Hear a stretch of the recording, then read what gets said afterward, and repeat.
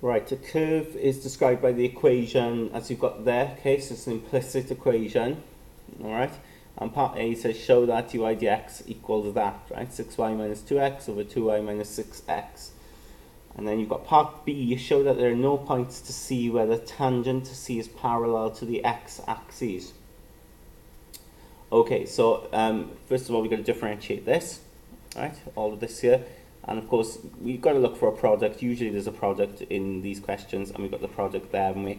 So if we just take the 6xy, we'll ignore the minus 6xy, okay?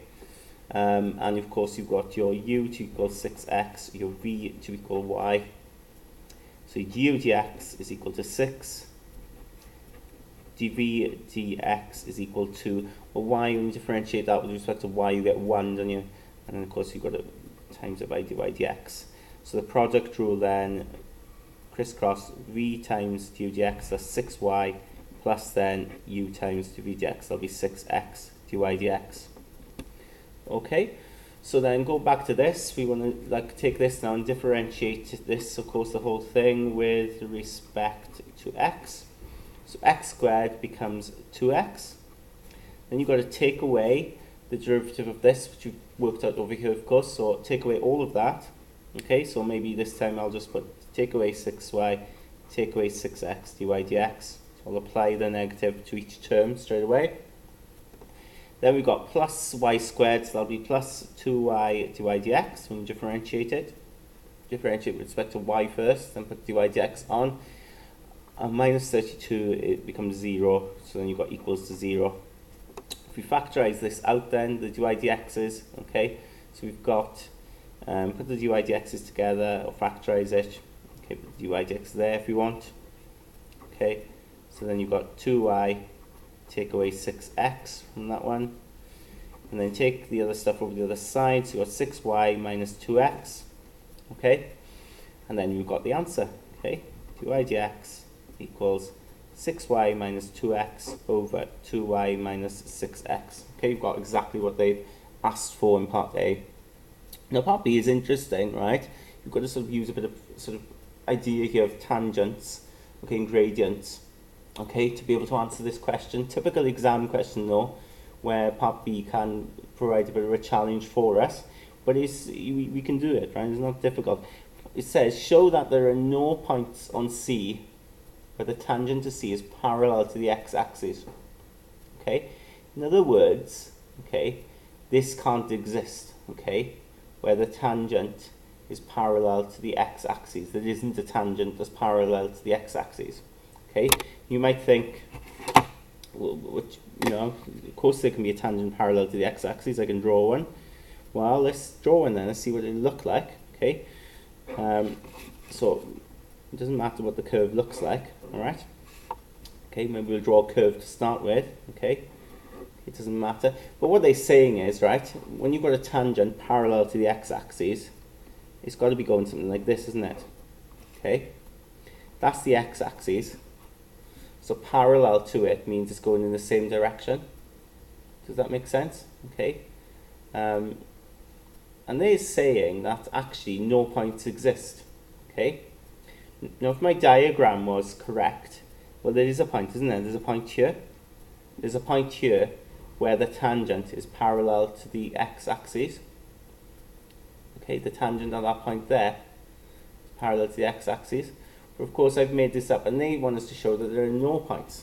So what we're going to do is, we're actually going to assume the opposite for part B. We're going to assume, okay, there is a point. Okay, such that the tangent is parallel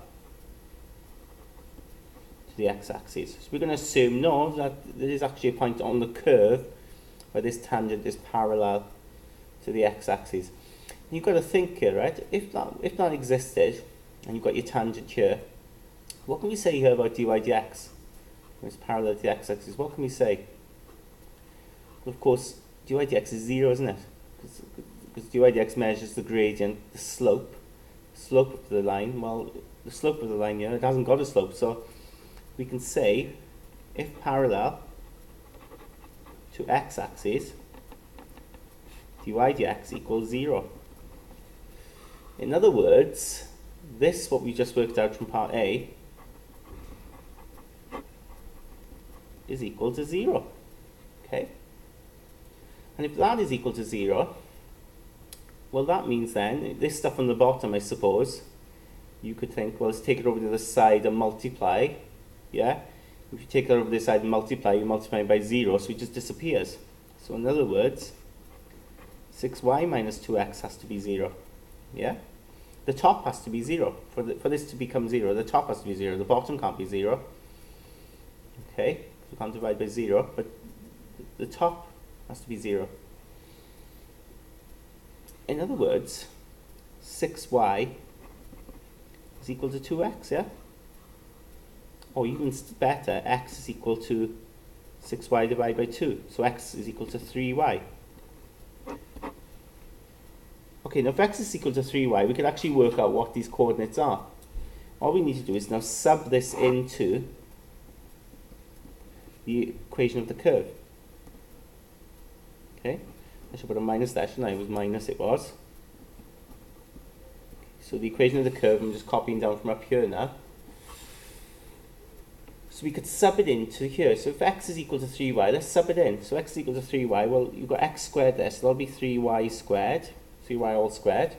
Take away 6x, well, of course, x is now 3y, I'm subbing it in, times y. Okay, so I'm replacing x with 3y. Plus y squared, take away 32, equals 0. So when you work that out, you square it, you've got to square both of it, so you get 9y squared. Here, this becomes 18, doesn't it? 18y squared. That becomes y squared. And that becomes take away 32 equals 0. So when you work this out then, this becomes, what does it become? This becomes 9 minus 18. It's minus 8y squared. Minus 32 equals 0. Now, you might be wondering what to do here. Well, I could, I suppose, what could I do? I could divide through by negative 8, yeah? Because negative 8 is a factor, so I'll have y squared plus 4, if I divide through by negative 8, is 0. Now think about it. Is this possible? Can you have y squared plus 4 equals 0? Y squared can't be negative, can't it? Y squared can't be negative, so if you add in 4 to it, it's not going to be 0, isn't it? Because that can't be negative. This is always positive. The lowest this can be is 0, so if you add 4 to it, it's nowhere near going to equal 0. The other way you could do is, because it's take that over the other side, y squared equals minus 4. Well, that's impossible, isn't it? So therefore, no points exist. Okay, we assumed that a point existed, but if a point existed, so dy dx was 0, you end up having this is true, x is 3y. Subbing it in leads to y squared equals minus 4. It leads to something which is impossible.